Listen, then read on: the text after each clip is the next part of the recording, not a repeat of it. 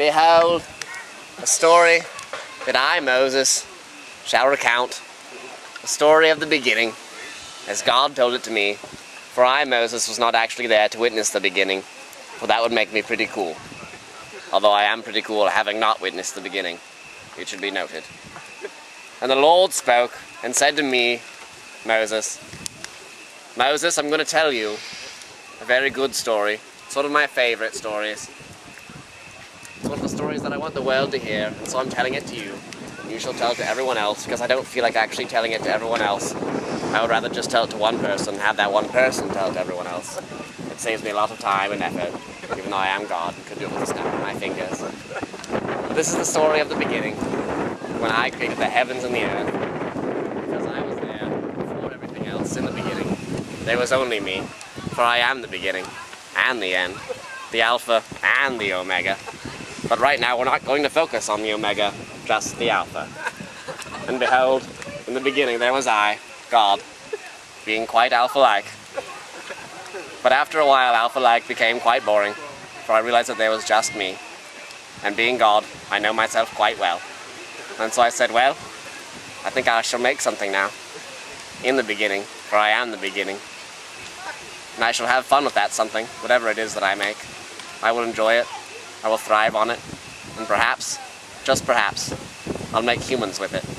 And it'll be strange and different, unlike anything else I've ever done before. And so, I spake. And when I spake, things began to happen. Strange and marvelous things, Moses. Things that you shall never know, but things that I can try to describe to you. The stars first appeared, and the planets, and lots of other little things that are too big for your imagination. And finally, when I was done making the heavens, I took the formless and void earth, and behold, I started to mold it, and mush it, and squish it, and my spirit hovered above its waters, looking really cool and glowy-like. And then I began to speak some more. And after I was done speaking, it was quite full of many different things. It had earth and waters. Actually, it was pretty much just earth and waters. And then on the first day, I started moving stuff around. I did lots of moving around, in fact. More moving around than you could really imagine. It was like an earthquake, but bigger. Much, much bigger. I don't know if you've ever felt an earthquake, Moses, but I'll show you one right now. Here we go. Wait for it. There it is. Good. You feel that? That's what it was like day one. Except all over and much bigger. Also, I created some fishies and birds and stuff, but that's not quite as cool as the earthquakes. Day two, other stuff happened. I don't entirely remember, actually, because it was a very long time ago. The point is, in roughly 6 days, I created lots of stuff. 6th day, though, that was the most important, because that's Moses. That is when I created Adam. See, I was pretty much thrilled with everything else I'd made, but I knew it wasn't quite my best work. And so, behold, I actually descended upon the earth which I had made, being God, and the Alpha.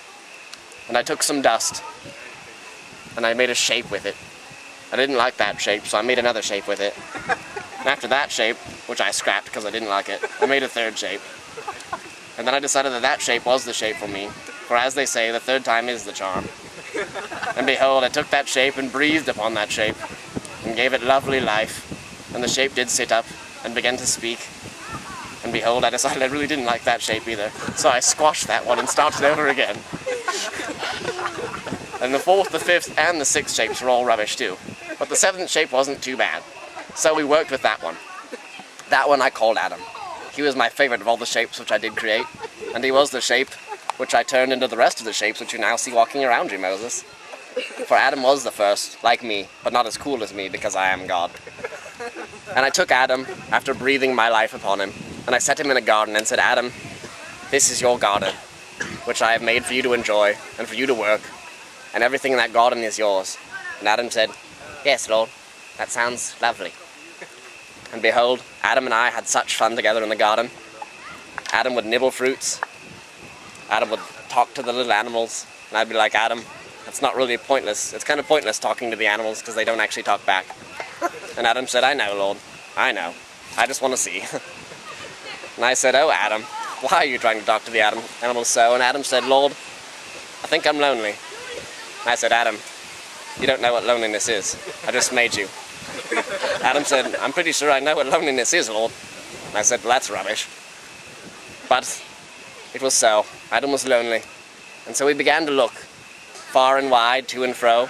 I showed Adam the many animals, and Adam named every single one and tried talking to every single one, and none responded. So then I said, well, Adam, got an idea. It could hurt a little bit, but it'll be good. Adam said, I'm down for anything, Lord. I said, great. Well, after that, I knocked Adam out. Just a slight tap on the back of the head, like Chuck Norris had done. And after Adam had fallen asleep, I took my hand and I pulled out one of his ribs, right in that general section of his body. And I closed up the place with some flesh. Don't ask me where I took the flesh from. I won't tell you. And after that, I took the bone, which I had taken from Adam, and I began to shape it and mold it. And behold, I made something definitely more beautiful than Adam. And then I said, Adam, wake up. And Adam sat up groggily, for he had been knocked out with a tap to the back of the head, Chuck Norris style. Adam sat up and said, oh Lord, why did you tap me on the back of the head? And I said, oh Adam, I think you're going to like this. After that, I brought Adam the creature I had made, and Adam said, Lord, what is that? And I said, Adam, that is woman. She's what's going to make you not lonely anymore. And Adam said, that kind of looks like rubbish. So I said, all right. And I took good care of the woman that I had made, and then I knocked Adam out and took another rib. And I formed woman again, except this time I made it better and far more beautiful than the first woman. And then I woke Adam back up and said, Adam, here is woman. And Adam said, that's quite delightful, Lord. I like that one. So I said, good, that's great. And then Adam and Eve lived happily ever after, until Genesis 3. A hand for Chris Marshall! Woo! Genesis 3. Chuck Norris style.